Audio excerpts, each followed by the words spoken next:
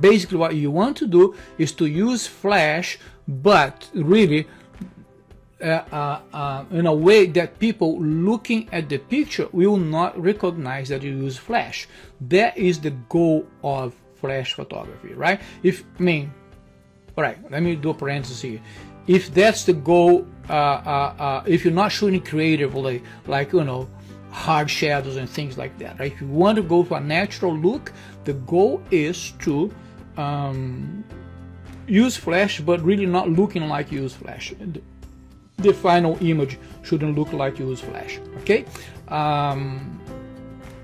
Flash, strobe, they all are like daylight balance. So the light temperature on the flash is about 5,000 to 5,500 kelvins in that case, which is a very white light. And white light is really not very flattering or not very natural to skin tones.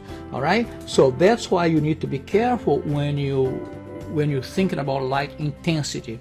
Okay, how intense is the light in the subject?